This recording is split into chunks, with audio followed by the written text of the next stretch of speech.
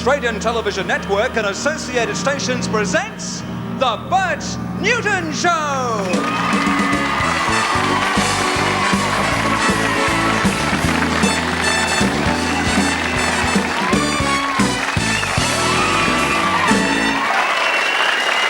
Thank you, ladies and gentlemen. What a look at that group.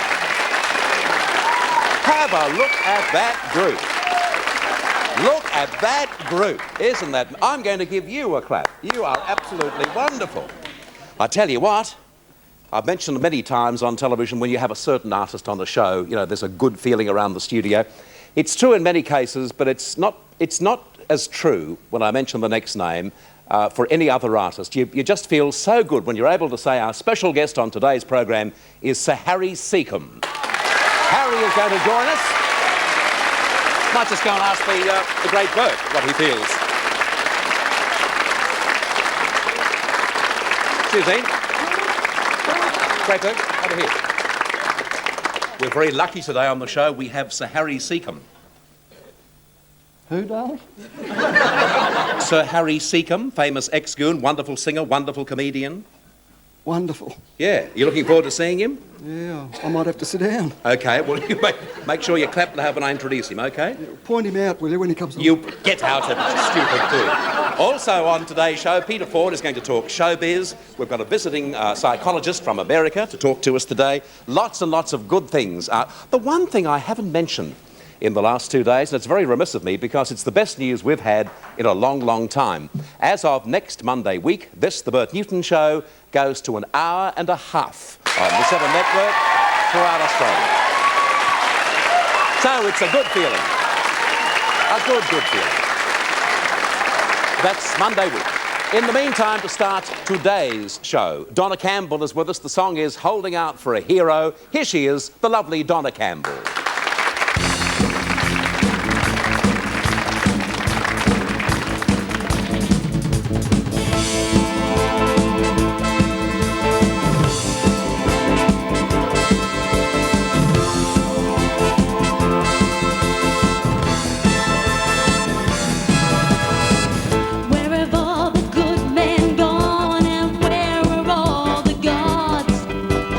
Where's the streetwise police?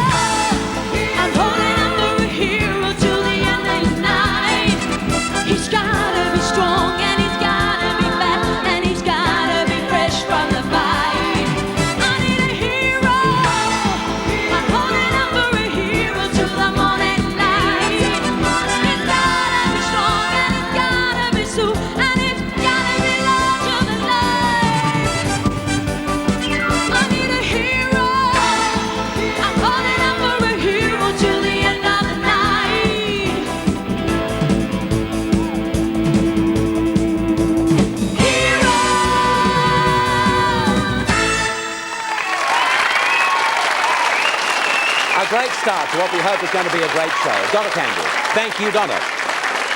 Well, ladies and gentlemen, let us not go into long introductions. You don't require long introductions when you have a man of the calibre as our next guest is. Please welcome Sir Harry Seacombe.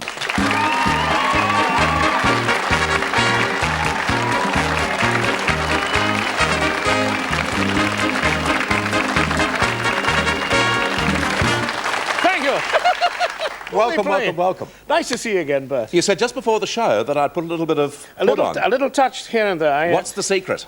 Eat as much as you like, but don't swallow. That's the secret. Everything's going well, Harry. Good reviews this morning in the Herald. Andrew Boll gives you a beautiful review. I didn't see it, is it? Excellent. There's lovely things. Buy half a dozen at once. So what about the shows? Enjoying them? I am indeed. Yeah, I always like coming out here. It's 3 years since I was here last. So the jokes are new again.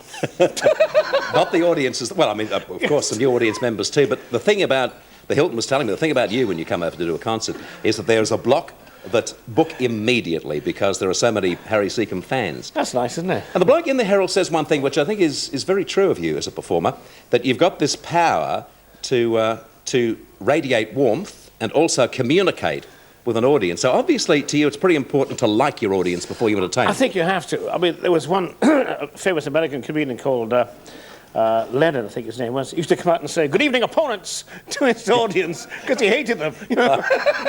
But you can't do that. You go out and love them.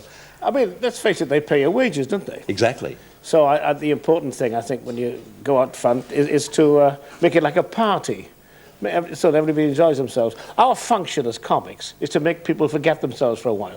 That's why they're there, and that's our job. Did you always know you were going to be a comic? I think so. I think I was quite a sickly lad. Surprising now, isn't it? The size of me now, him. But when I was a boy, I had everything. I had measles and chicken pox, and all the spots were queuing to form. So I think it became a sort of protective thing. You made people laugh so they wouldn't thump you. Then I got a bit bigger. I took bodybuilding courses, and I was able to thump people and make them laugh. Or thump them if they didn't laugh, which is easier. We also know, of course, that you and the Goons together made some wonderful radio shows and theatrical performances and so on. But we don't know very much about the start of your theatrical career. How did you get into the business? Well, I began like lots of kids in my day, because the sort of focal point of all social activity was the church hall in my day. And you did impressions of the vicar or whatever the radio comics were of the day, and you went out and performed. You know, it was an actual thing. It wasn't vicarious. You weren't watching other people do it. You went and did it yourself. And then when the war came along, I became the sort of regimental idiot. I did concerts within the regiment, and I met Milligan. And there's a whole bunch of us came out from army concert parties just after the war, and we're all different. And all of us sort of succeeded. Hancock, Sellers, Milligan, Benteen, Tommy Cooper, Bygrave's Wisdom, all were service concert party members. And this sort of replaced the old school of Arthur Askey and Tommy Trinder. That's right, because we got a bit fed up with the established comedy. Everybody was doing a sort of routine of jokes, stand-up comedy. And I thought, we thought that was it's time it was changed. I did a shaving act. My act consisted of showing how different people shaved. I brought up 3 kids on that. And I did a sort of impression of Janet MacDonald and Nelson Eddy singing a duet. Yeah. I can't do it now. But I used to go around, blow raspberries in the middle. Because that was my defense mechanism. If the joke didn't go very well, I'd blow a raspberry and I was first. I was first. It saved, getting the raspberry from the audience. What about Spike Milligan? He's not in the country, so he can answer truthfully. Is he crazy? Well, he's a genuine manic depressive from the war. It's quite sad, but it seemed to have done him good. It's made him a few bob, hasn't it? But yes, he's a lovely lad. Well, he lives up a tree in YY, Is he good company? No, he's a branch manager. I'm sorry. Oh, he's great company. He's great fun to be with. But you've got to accept Spike for what he is. And what is he? Well, he's somebody who espouses lost causes. I mean, I was once, I'll tell you a story. I was once filming in Norway in the middle of a blizzard, and the place we were filming had no phone. The nearest phone was a quarter of a mile away in a lodge. An urgent phone call from me from London. I thought, what's happened? The wife's dead, the kids, anything. So I went down my Captain Oates through this blizzard, picked up the phone, and it was Milligan. He said, will you do me the voice of an elephant? I said, yes. He said, thank you. And that was it.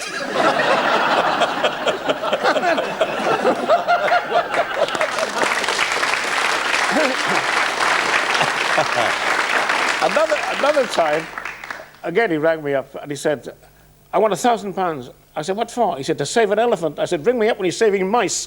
But, but that's the way he is. You know, Spike, but he's fair dinkum about his conservation interests. Oh, yes, he's genuinely very keen on it. And he's made a lot of sacrifices as well for it. What about the late Peter Sellers? What sort of man was he?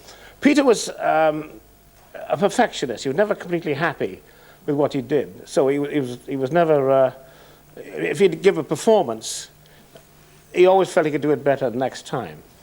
He could never recreate. He always had to create. So he's no good in the theatre. He could never do the same thing over and over. He always had to find something new to do. So when he went into films, that was the best thing in the world for him. Did they get along, Spike and Peter? Yes, they did. I mean, there were times when they threatened to strangle each other, but they were good lads. The one that left us, Michael Bentine, he and Spike used to have the same kind of ideas, because Bentine throws off ideas like sparks of a Catherine wheel. He used to do crazy things too, didn't he? Michael Yes, Bentine? yeah, we're a very funny bloke. A very funny What sort of guy. things? Huh? Well, he was the only Peruvian born on the Watford bypass, for a start. But he, What do you mean by that? he was half Peruvian. Yes, straight like a joke, but he was half Peruvian. And, well, he believes things, that like a Walter Mitty complex. I was once driving through Birmingham with him. We came across an old lady, it's a true story, an old lady just been knocked down. So we get out the car, and he immediately takes over, and he said, just a moment. He said, take your coat off, he said to a bloke. The fellow takes his coat off, puts it on the old lady's head, and then they send for an ambulance. And as the ambulance, they're taking the lady back into put her in the back of the ambulance, one of the fellows says, well, are you coming with us to the hospital, doctor? He said, I am a doctor, yes, but not of medicine. So he was like Walter Mitty. I mean, he really did all the right things, but, he believed he was a doctor. And Why did he leave the Goons and left it to you three? Well, he left it because he felt that Spike and he were having the same kind of ideas all the time, and both claiming the idea was his. And he thought it would be the best thing to do was to leave. And actually it worked then, because with just the three of us rather than the four, the format seemed to be a slimmer one, and it worked better. How does it feel to be part of history, as you are with it? I feel like an old monument. No, but really. I never think of it that way. We didn't think of it like that at the time. We had no idea of what people thought. We just did these funny gags like Ying Tong Inline Paul, and you go out in the street and everybody was saying it in a week's time. That was the power of radio. It's quite frightening. Mm-hmm. A lot of money? Did you make a lot of money from it? No, I didn't know. I think we got 10 guineas to start with. 10 quid. A lot of money in those days, but not enough, But it was great fun to do. Harry, you travel the world. Everyone loves seeing you. I travel the world. But I know that Australia is very important to you, isn't it? It is. I find coming here is like recharging the batteries. It's 3 years since I was here. And I'd forgotten until I went out on stage in Adelaide on Monday how warm the audiences can be. And I remember the first time I came out here, the first time I ever got a standing ovation. I thought it was mass cramp. And people all got up. Well, the first time ever. Yeah, and really marvellous. You didn't receive one in England before that? No, they don't believe in it over there. They just sit and clap, and that's your lot, mate. Well, you'll get many here in Australia for many years to come, I'm sure, Harry. It's great to see you again, and also particularly good to see you looking so good, and obviously your health is now, once again, 100%. In good nick, sir. Thank you, Harry. Thank you. Nice talking to you. Lovely. So, Harry Seacombe.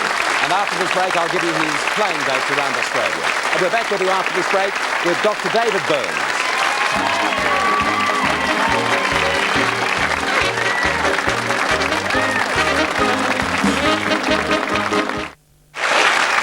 Welcome back. Just talking to our studio audience, and they all regretted the fact that Sir Harry Seacombe didn't sing for us today. I should point out to you that I don't think you'll see any television appearance by Harry this time around where he's going to actually sing on television because of the nature of his tour, which is quite a heavy one. And also, don't forget, a couple of years ago, he didn't keep the best of health. He's fine now, but he has to restrict the voice. And unfortunately, as much as we would like to have had him sing for us today, it was impossible. But you can hear him sing and see him perform tonight, Melbourne Hilton, and also tomorrow night. And then in Perth at Burswood next Wednesday, Thursday, Friday and Saturday. For Melbourne people, tonight and tomorrow night at the Hilton. As I say, he got rave reviews on his opening night in Melbourne last night. And the Hilton Hotel, always a great spot. As a matter of fact, it's not generally known, but I worked at the Hilton between television engagements. I was maitre d' there. I was maitre d' in the if you don't believe, have a look at this photograph. There I am as maitre d' at the Cleveland Room. Now, that's not, well, it's a shot, but it was just taken as a little promotional thing for the Hilton. So I mentioned the Hilton, number one, because Harry is there, and number two, part of our deal is that we mention the Hilton every second day, and I think I've mentioned them once since I started the show. So today is basically a commercial for the Hilton, which is a wonderful hotel. Wouldn't it, and I hope they're feeling good, by the way, that I've been so nice to them. And wouldn't it be good if we could all feel good all the time? Well, according to my next guest, you can. Dr. David Burns is one of America's leading psychologists, and he's author of this book, which is called Feeling Good. And he's here with us today to tell us how we can all feel good all the time. Please welcome David Burns.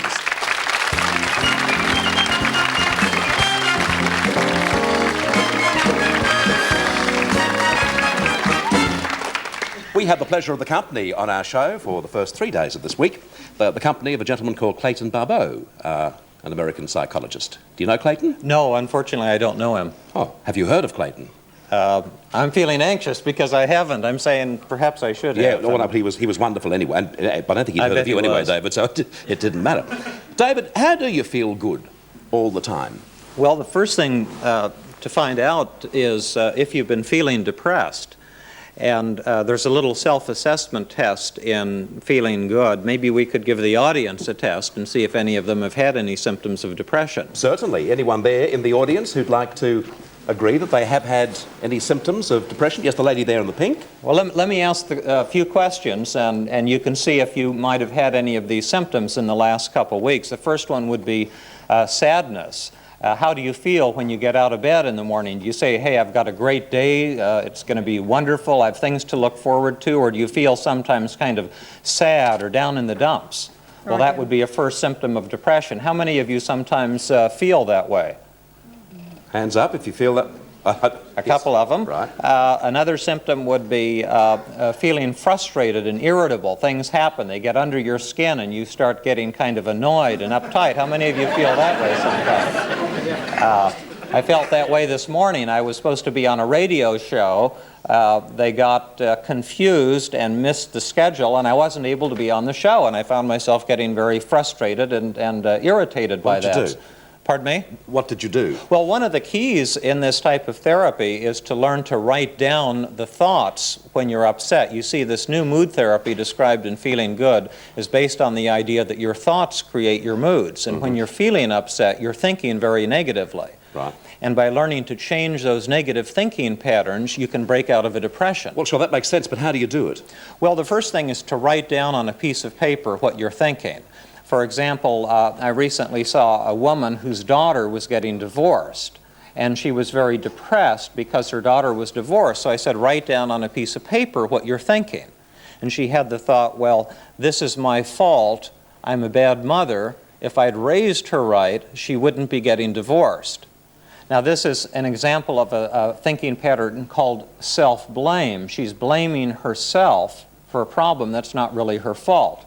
And this is what happens when you're depressed. You're saying, I'm a loser, it's all my fault, I have nothing to look forward to, I'm an inferior human being.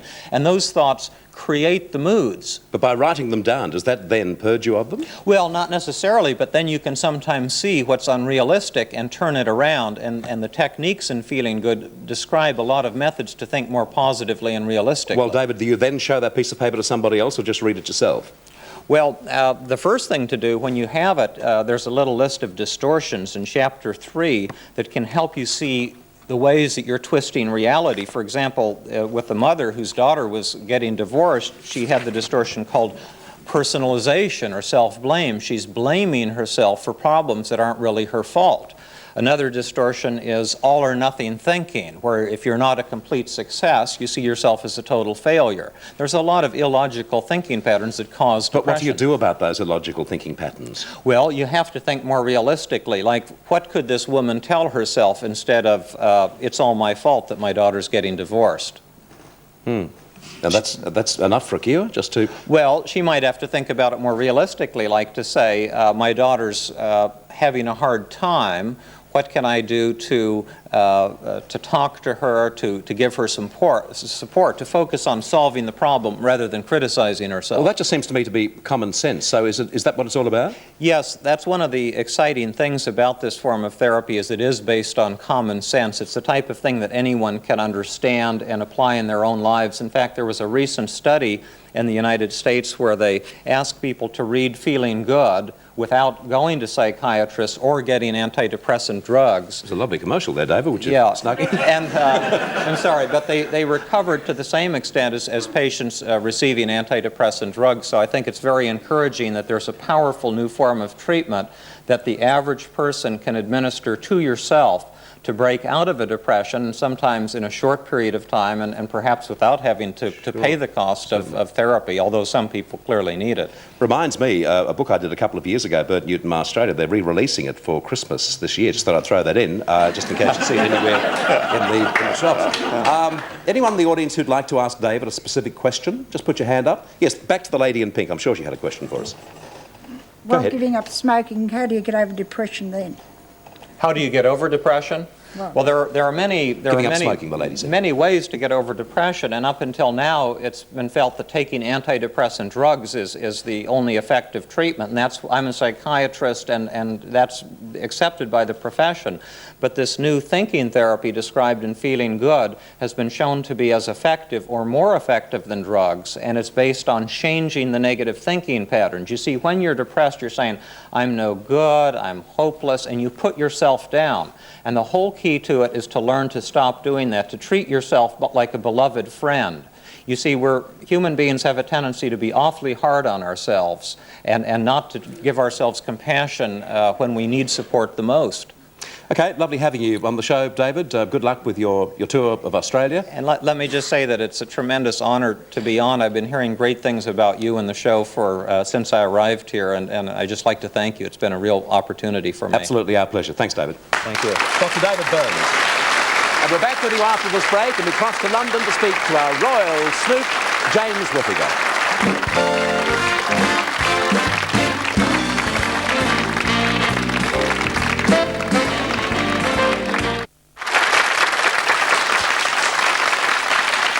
Welcome back. And now, as promised, we cross to the middle of the English summer, and I believe it's a real scorcher.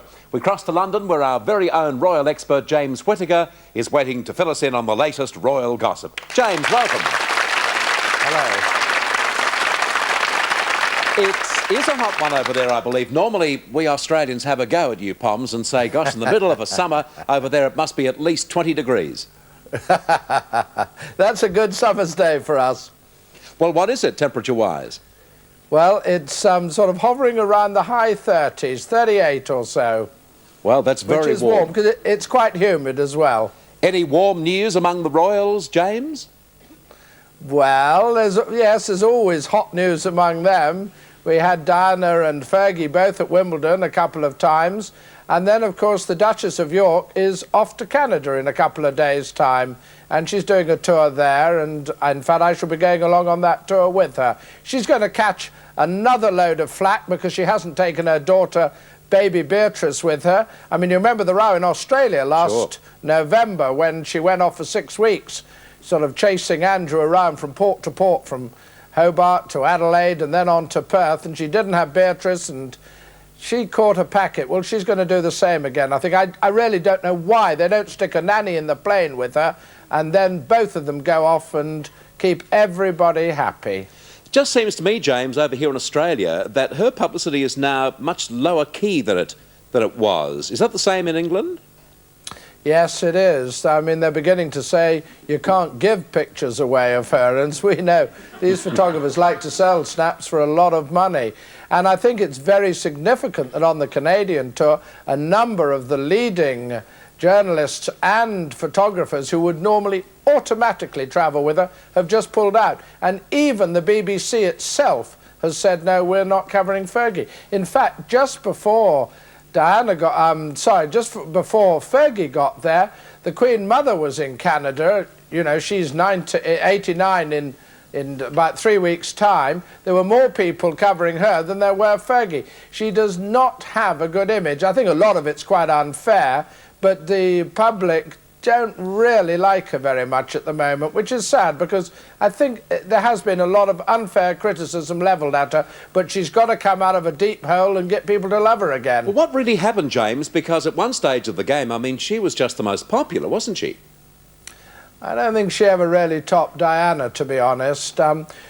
She just, I don't know, she didn't look right, which is not particularly her fault, but people didn't have great sympathy with her on that particular score.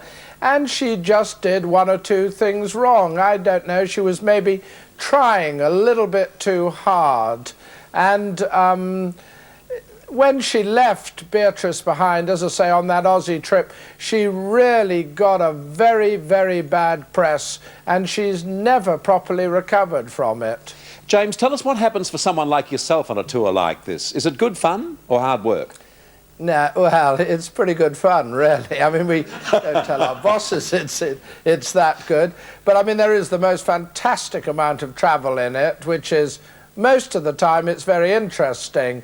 And we, I mean, in Australia, there are a lot of Australians, I can assure you, who have seen far less of that country than I have. And I mean, I've really been all over the world doing it. You get to meet the principals. I'm talking about the Prince and Princess of Wales, if it's with them, or the Queen. She's a bit daunting to meet. And Philip, Prince Philip, has a very nasty habit of, as you shake his hand, going down the line when you're attending one of his cocktail parties, he's looking at the next one to you, see who he's going to be speaking to next, so he never really looks you in the eyes. But you know, you meet Fergie and Andrew and you have a very good chat.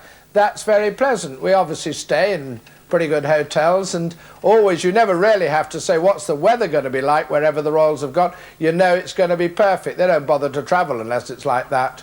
OK, change of subject, James. There was a big story over here, I think, in the New Idea about Princess Michael of Kent. I have a feeling that she's not your favourite royal. How is she seen in the eyes of the British public? Again, I'm afraid well, not afraid, the title for her is Princess Pushy. Now, I personally don't get on with her at all. I was the journalist who broke the story about her father being a member not only of the Nazi party in the war, but of the SS, and I don't think she's ever really forgiven me for that. I mean, it was just a story that came in, I covered it, and of course it was a fairly sensational one. But she is not a simpatico person. She has a big reputation for grabbing anything she can. She likes to get free or virtually free clothes and jewellery, and she's a very demanding person. She's very haughty and grand. And, I mean, there's a lovely story of how the Queen calls her our Valkyrie, and says, oh, no, no, no, I can't be dealing with her. She's far too grand for us. I mean, I personally just don't get along too well with her. Yes, we have a surprise for you now, James, actually. Here in the studio, Princess Michael of Kent has made a flying visit to Australia. Put her on. But, of course, her private secretary, or former private secretary, John Barrett, has just come out with a load of stories which really have confirmed what a lot of people have believed for a long time. But there's another one that I'm just involved in at the moment. But involving her and racehorses. She owned one racehorse, which was in fact a present to her from an American breeder called John Galbraith, and then she appointed a racing manager. Well, a lot of Australians know all about horses, and to have a racing manager, you need a minimum of 50 horses. She had one, and she had a racing man. He was an earl, I might say, the Earl of Suffolk and Berkshire, and the nag, it never even ran a race. They never got it on a track, and in fact, she's a brood mare, and she's now retired for breeding.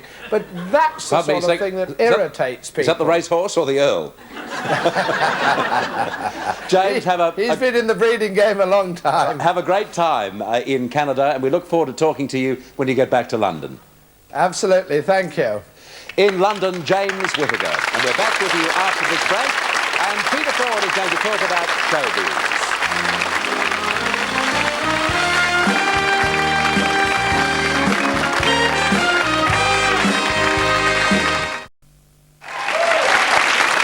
Welcome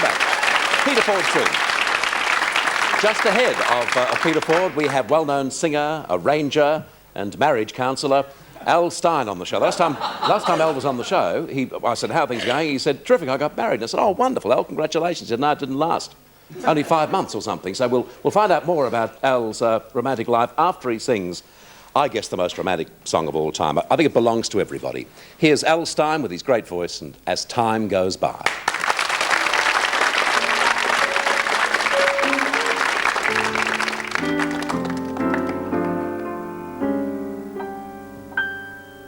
You must remember this.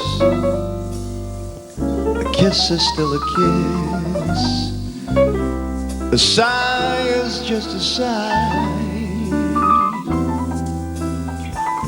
The fundamental things apply as time goes by.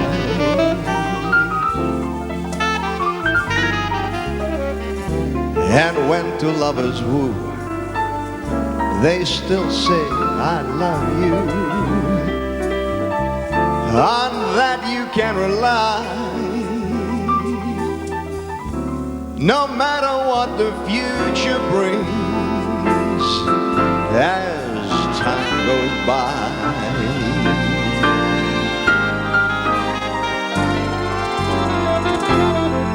Moonlight and love songs, never out of date. Hearts full of passion, jealousy and hate. Woman meets man, and man must have his mate. That no one can deny. It's still the same old story. A fight for love and glory. A case of do or die. The world will always welcome lovers as time goes by.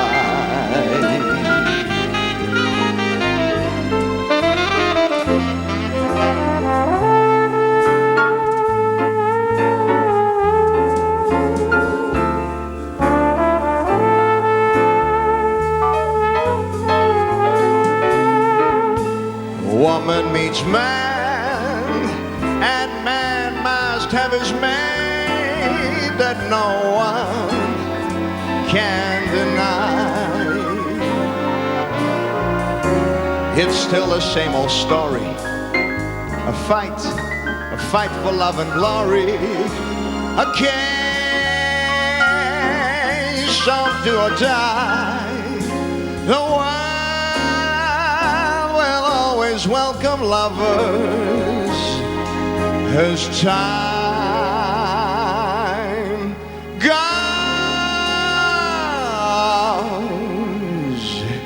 by.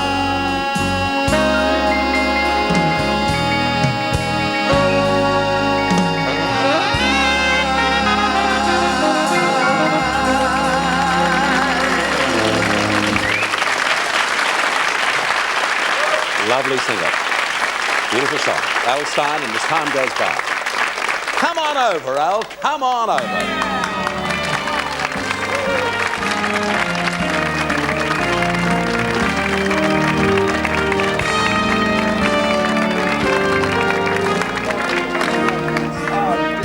Very funny. Oh, dear, oh, dear. The wedding march is now your play on. We haven't got much time, Al, except... Good, well... no, the last time, I mean, I should tell people in context, for those who weren't watching, I'm not having a go at the fact that there was a broken marriage, because that's very sad. It was just the way that Al did it. So I got married, we all congratulated him, no, it didn't last. And it sort of went from there. Any news? None at all. None at all? Yes, it's over. It's well, we know that, Al, but I mean, is there anyone new in your life or anything? No, my birthday was yesterday. How about? Can we talk about that? Oh, many happy returns of the day. Isn't that lovely? Terrific. 45 yesterday. Yeah, how did you celebrate and it? 25. I had a lot of red wine. It's Did you? amazing I can sing after 4 bottles. Look at that. Just by yourself, or? With a lot of friends. Ah, that's We good. emptied the minibar and we... Lovely. Well, a little present for you. Thanks, Al. Bert. This is a copy of Feeling Good by Dr. David D. Burns. I'm sure you like that. Forget the fact that it's inscribed to me. It's yours personally. I really can Have keep that. this. And also, with good singers you do this. Thanks for a great song today. It was absolutely lovely. That's just something for yourself. How about coming back next time and singing One for my baby and one more for the road. You got Will it. You? Al Stein, ladies and gentlemen, thank you very much. Good to see you. Thanks, Bert. Great to see you. After this break, at last, Peter Ford.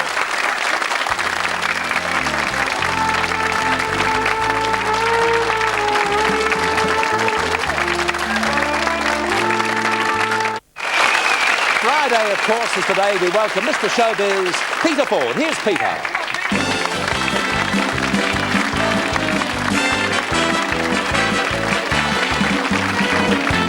Welcome, Peter. You've got a book too, have you? I've got a book too, and look at this. What's that? What do you think this is? This is called a chemiscape hood. Oh, Now, just be it's careful being so close to the microphone. all the thing in the States. I know you don't like flying much, do you? Well, yeah, sometimes You're not I crazy. do, sometimes I don't. You know. carry the odd St Christopher medal when you fly. Thousands of them. Well, maybe you should, he's been kicked out though now, I know, hasn't but I he? still believe it. It doesn't matter. This is the new thing. If you're scared of flying and you think the plane could catch fire, so you don't get any toxic fumes and breathe and die, you wear this. What is now, it? you put it over your head. Can you do a demo? Well, certainly. Stretch okay. it. This is my show, Peter. I finish up being your model. Over the head, it's... Darren Hinch would never get it on, would he? Look. So, if there's a fire, you can still breathe because that's a charcoal filter.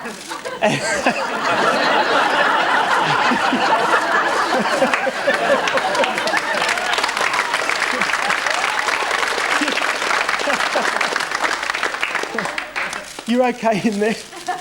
So you could...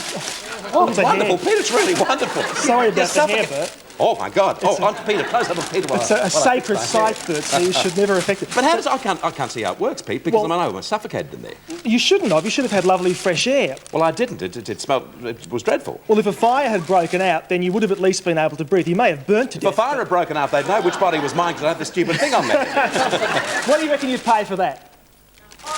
$5? $5. What about 95? $95? $95. My gosh. Well, there you go. It could Thanks save anyway, your Peter. life. My pleasure. I'll exchange. There's a nice little copy of Feeling Good by Don. Oh, thanks, Bert. Thank you. OK, what's happening in the world of showbiz? We mentioned Don Lane's name briefly last week. And I cut you off. I'm terribly sorry about that. I What's know. happening with Don? Well, Don might be coming back. Now, the rumour has been around the town for a couple of weeks that Don could be coming back to host Candid Camera on Channel 10. Channel 10 have got so many new shows. Just about everybody's been rumoured to be doing a show on Channel 10 at the moment. Well, Don could be coming back, but I don't think it's for Candid Camera. I think Tony Murphy might host an Australian version of that. Remember Tony Murphy, Very Murph well, the Surf? yes, And he yes. got engaged to Marsha Hines at one Yes, point. he Not did. for long, though. No. But I think he'll host that. But Don could be back because he has been seen in the corridors of Channel 10 and in discussions with Bob Shanks in recent weeks. That would be great news. I think that it would be just wonderful to see Don back on Australian television, and I hope that it happens. I really do. I think he'd be terrific too. Neighbours. Yes, well, one show that Channel 10 don't have to worry about is Neighbours because it's doing so well internationally. And of course, a lot of people say, why has Neighbours been so successful? Well, I asked Anne Charleston that very thing. It's a formula that has been, they've happened upon accidentally. I really do. Because, I mean, people keep trying to analyse it, and it defies analysis. There is something in the way it's cast, there's something in the storylines, there's a whole combination of things that make it what it is. Plus the time, I think, particularly as far as Britain's concerned. I think Paul Hogan was sort of led the vanguard as far as Australia was concerned, and now they are very Australian oriented, and Neighbours has sort of gone along in the wake and has become immensely popular.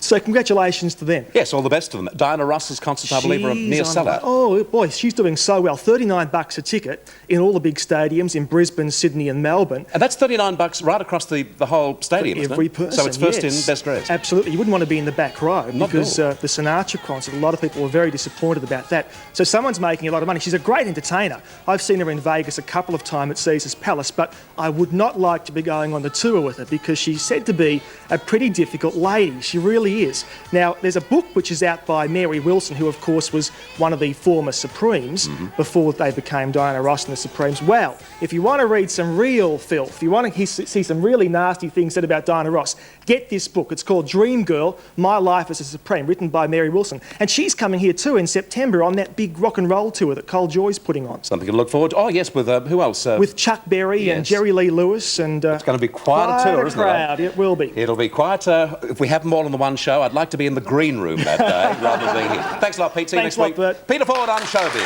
Back with you after this break, and the phones are going to sing for you.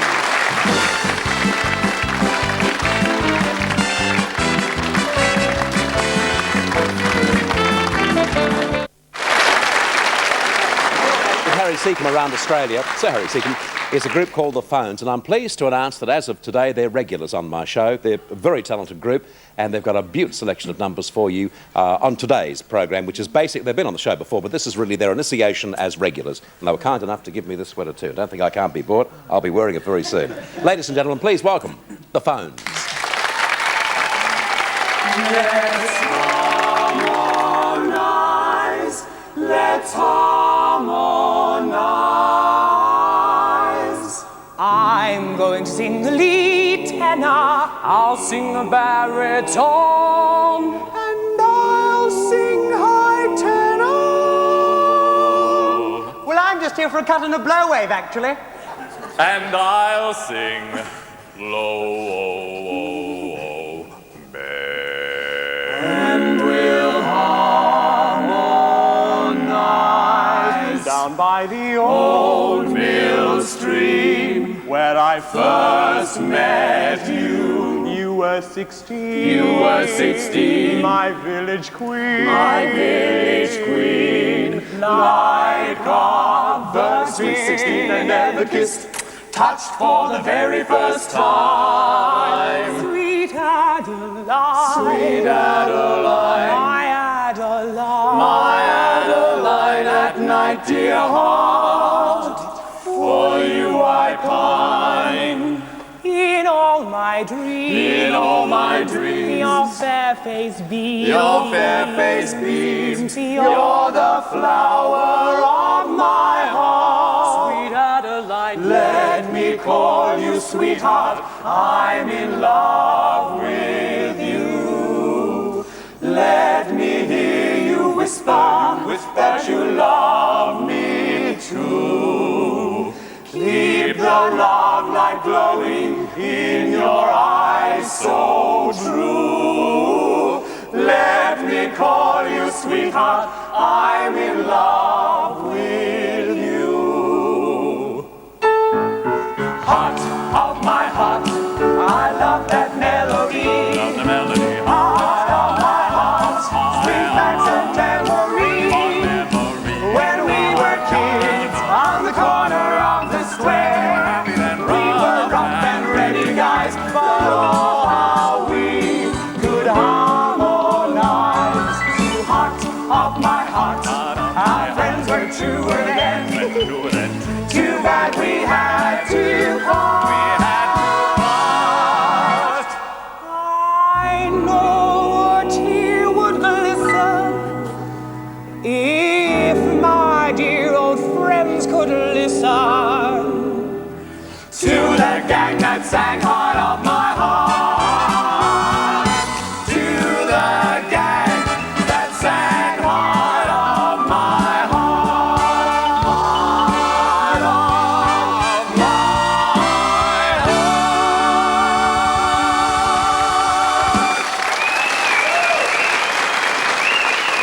The Phones.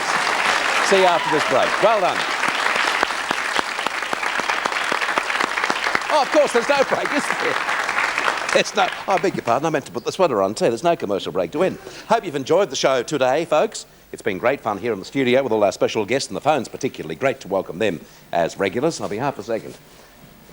Next week's shows, Noel Ferrier, Prue Acton, Eric Burton, Rita Rudner, also, and Steve Vizard from the comedy company from Fast Forward, and a tip for you from Tom Carroll, bookmaker in Brisbane, Valiant Gamble in Melbourne, each way, race 4. Goodbye, have a lovely weekend, and God bless you. See you Monday.